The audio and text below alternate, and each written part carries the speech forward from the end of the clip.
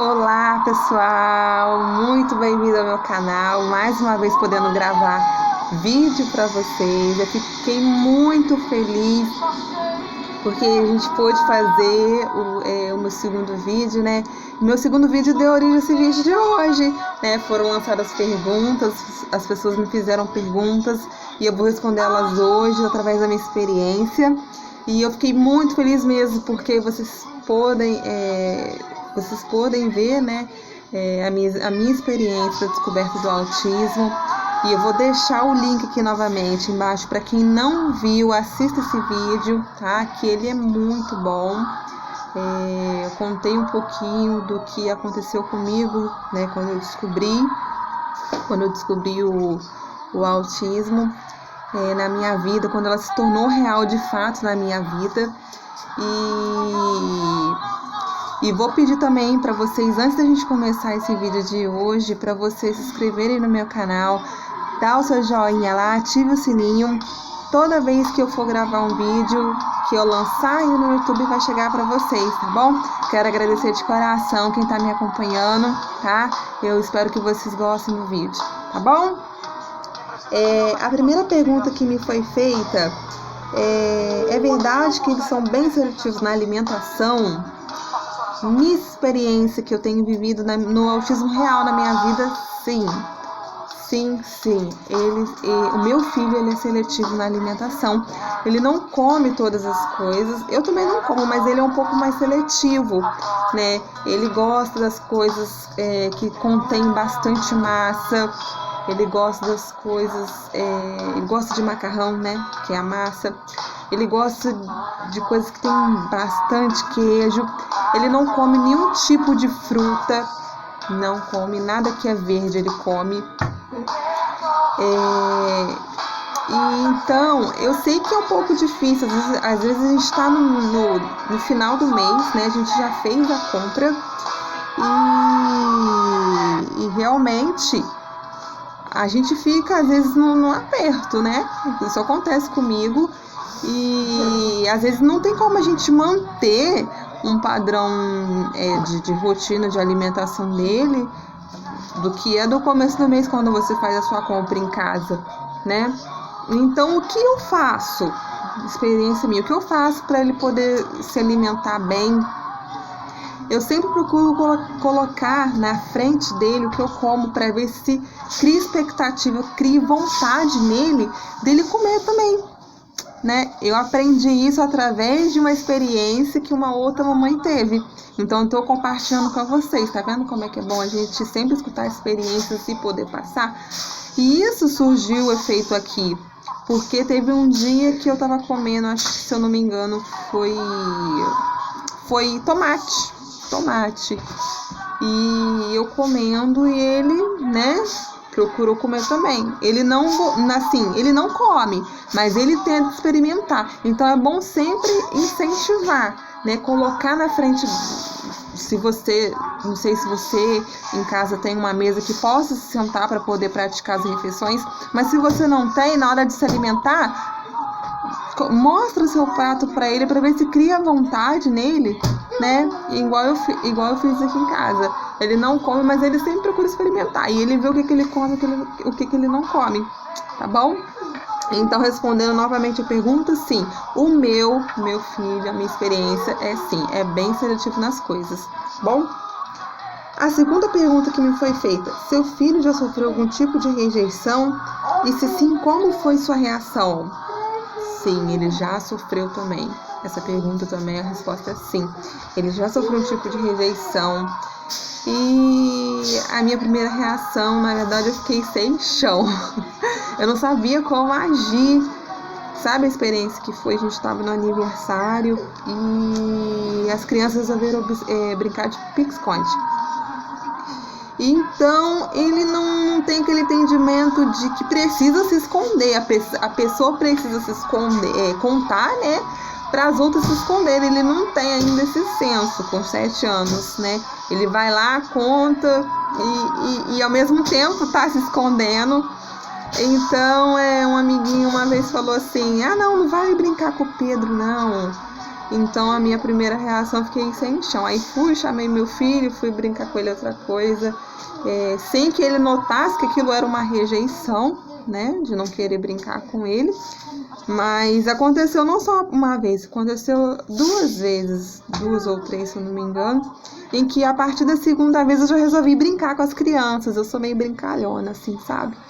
Depois que eu aprendi a ter que vivenciar isso, né?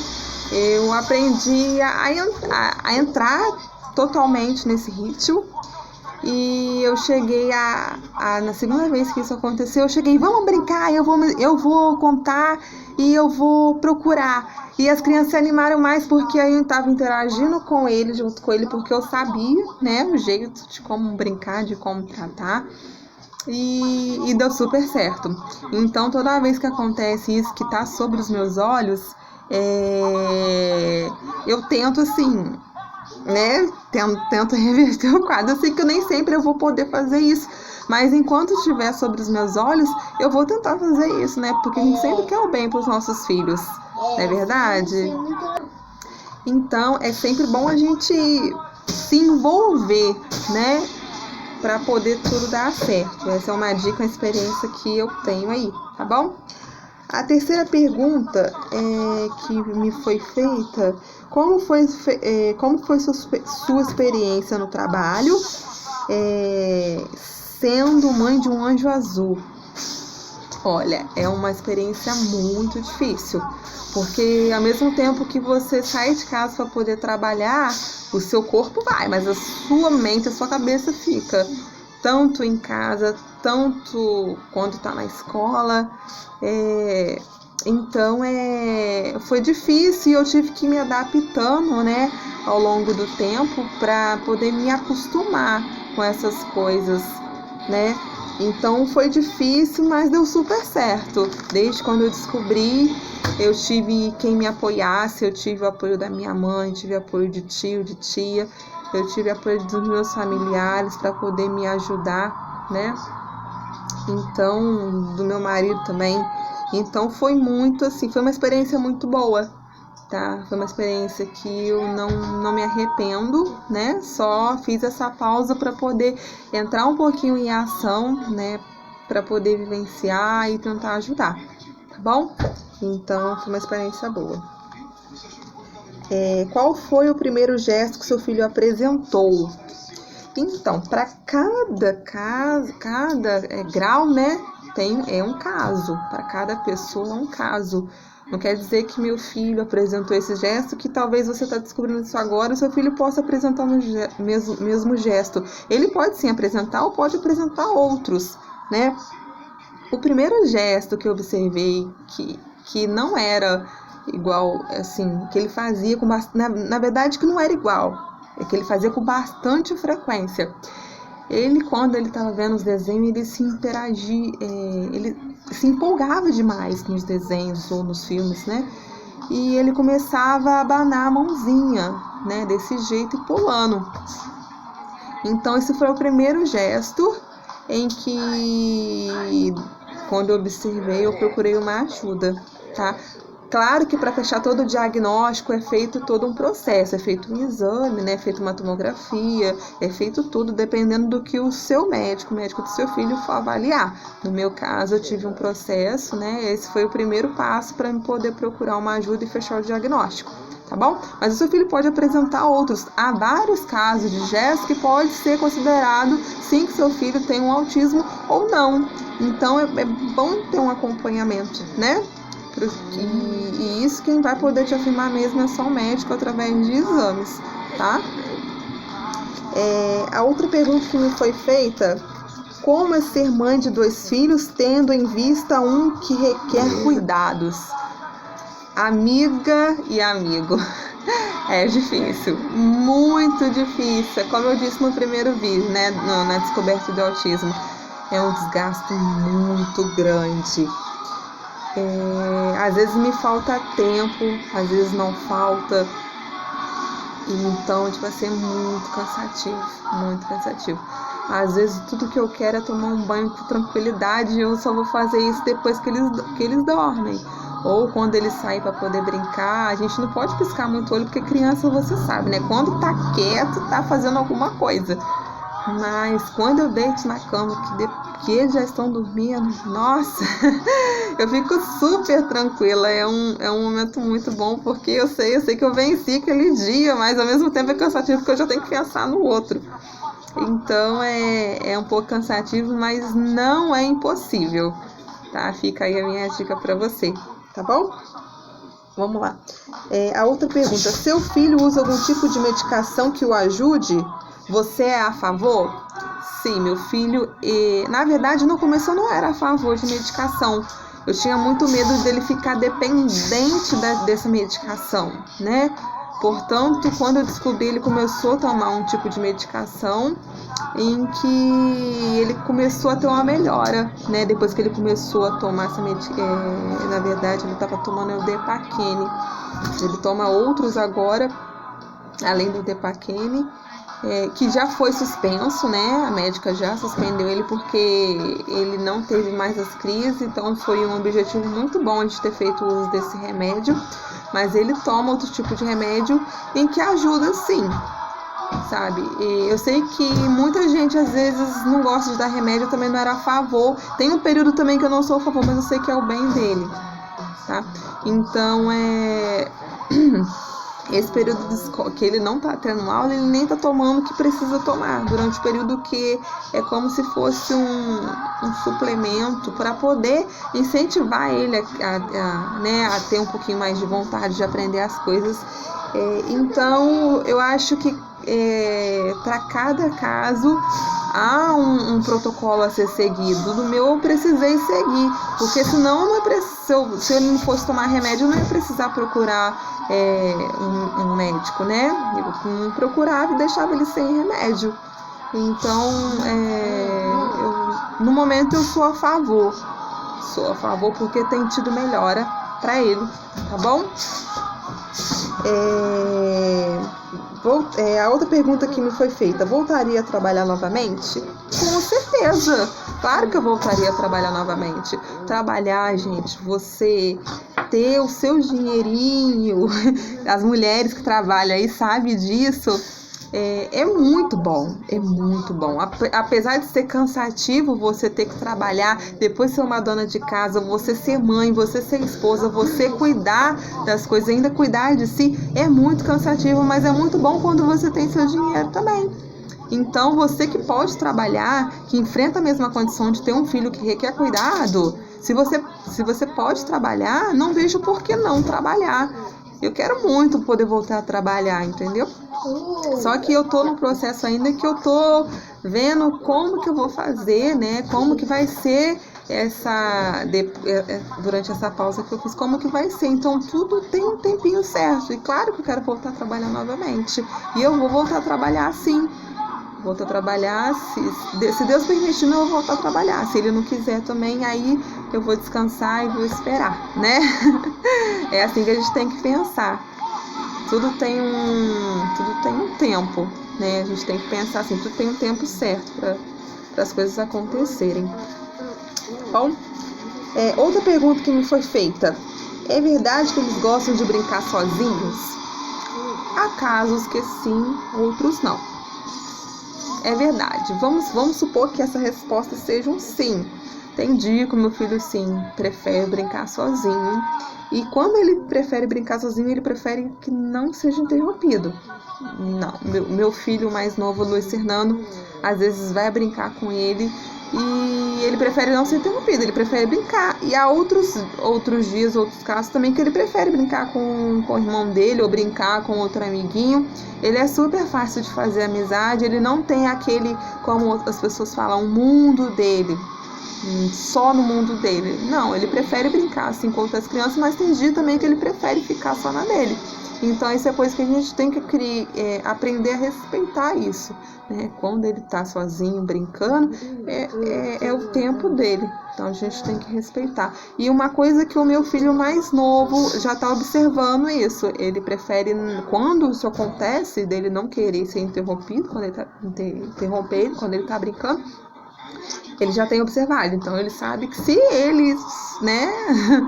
Se ele for lá para poder tentar brincar, ele sabe que os dois vão começar a brigar, então ele já tá vivenciando isso com mais franqueza, né?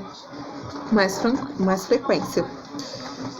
Vamos lá, outra pergunta. O que você fez para ele se adaptar à máscara? Essa pergunta foi muito boa, porque no começo também eu não sabia o que eu ia fazer. Eu precisei sair com ele, né? Os ônibus não tá podendo entrar com criança, na verdade, nem adulto pode entrar hoje no ônibus sem máscara. Então, no começo foi muito difícil, porque ele queria tirar aquela máscara toda hora. E busquei uma dica no grupo que eu tô e vou compartilhar com vocês de novo. Eu passei a colocar a máscara dentro de casa. Coloquei a máscara dentro de casa e ele também foi tendo interesse de colocar a máscara. Aí resolvi sair com ele um dia, né? Ir até a pracinha com ele, teve aquele incômodo e tal. E teve um dia que eu precisei sair com ele de verdade, né? Pra poder levar ao médico. E ele viu uma máscara, né, do super-herói que ele gosta. E ele super se interessou na máscara. Super se interessou. E é uma dica que eu já tinha visto, de ver com o personagem. E até então ele não tinha apresentado para ele essa máscara. E foi super de boa. É uma ideia para você que está com dificuldade, né? Começa a usar em casa. Às vezes usa uma máscara também com personagem ou com algum tipo de desenho que ele goste, que dá super certo. Eu comecei a usar em casa com o personagem que ele gosta, ele começou a usar e agora quando eu preciso sair com ele, pegar algum ônibus, é sem problema. Ele usa perfeitamente, tá? Até porque também a gente foi conversando com ele o que podia acontecer se não usasse a máscara, né? O que acontecia, o que pode causar. Então, criou aquele despertamento que ele fala, não pode sair sem a máscara, porque senão ficar dói. E é isso aí, tá bom? E a última pergunta que me fizeram, que me enviaram, foi: gostaria de saber se seu filho já dorme sozinho ou não, e como você fez para ele se acostumar. Olha, gente, essa pergunta foi muito boa. Foi muito boa essa pergunta. Ele começou a dormir na cama dele, assim, sozinho mesmo, sem eu precisar deitar com ele, de 6 para 7 anos. 6 para 7 anos, gente, isso tudo de tempo. Antes disso, a gente precisava deitar com ele, para ele poder dormir e depois eu ir para minha cama. E o que eu fiz? Para ele poder se acostumar. A gente não tinha um quartinho dele ainda nesse período, né, quando ele estava com 6 anos, e a gente acabou fazendo o quarto dele. Eu vou gravar um vídeo depois, mais pra frente, para mostrar o tour, né, da minha casa para vocês. A gente está um pouquinho de reforma ainda. O quarto deles ainda falta terminar. Mas o que eu fiz para ele poder conseguir dormir sozinho na cama? Tem a televisão, claro, no quarto deles. Eu tive que... Na verdade, eu sei que nem todo mundo tem condições de fazer isso. Mas uma ideia que eu tive foi de colocar a cama do carro, aquela cama do formato de carro, na cama, né, no quarto dele. E foi assim, um alívio, gente. Um alívio, porque o que acontece? Desapegou um pouco dele ter que... Na verdade, a gente tem que dormir com ele e depois ter que ir para nossa cama. Agora ele mesmo já vai para a caminha dele, ele vai assistir o desenho dele de noite. E a cama dele ele se empolgou naquela cama, né? Então, você que tem condições, eu sei que nem todo mundo tem condições, mas você que tem condições, é um incentivo, né? Se você não para poder dormir sozinho. Se você não tem, faz aquelas rodas com papelão, pinta de preto, coloca na cama. Porque eu também já cheguei a pensar em fazer isso, mas na época meu marido falou assim: vamos comprar a cama para eles, e deu super certo, tá? Eu já tinha visto várias ideias de criar alguma coisa na cama para ver se ele se apegava, mas aí a gente teve um dinheirinho extra e a gente conseguiu comprar a cama para ele dos carros e foi super legal. porque agora ele dorme sozinho na cama dele. Aí foi um alívio tanto, gente, foi um alívio tanto, porque nossa, só de você poder deitar nessa cama hoje, quem passa por isso sabe o que eu tô falando. Só de você poder deitar na sua cama hoje, às vezes você tá tão cansado. E uma outra ideia também, eu passei a deixar a luz acesa depois que ele dorme. E na verdade dorme ele e o irmão dele no quarto dele. Depois que eles dormem, eu vou, apago a luz, porque se tiver com a luz acesa, a luz apagada, eles não dormem. Já tentei isso várias vezes e não consegui. Então é um jeito que eu criei, né? Que eu sei que talvez outras pessoas fazem, outras pessoas não sabem dessa dica. Deixa a luz acesa do quarto. Mesmo que você vá apagar ela só de madrugada, mas é bom porque você descansa um pouco, né? Descansa um pouco, às vezes você tá tão cansado, você quer deitar na sua cama. E eu gosto de dormir com a luz apagada. E ter que ficar no quarto dele, dormindo com ele com a luz acesa, né? Às vezes é mais cansativo ainda. Então vale a pena você deixar a luz acesa aí, bom? Então é hoje, pessoal. Eu espero que vocês tenham entendido a minha experiência através dessas perguntas. Fiquei muito feliz por essas perguntas que foi feita, tá? Peço para vocês estar continuando acompanhando meu canal aí. E fique com Deus, tá? Foi muito bom ter compartilhado essa experiência de novo com vocês, tá? Um beijo, pessoal!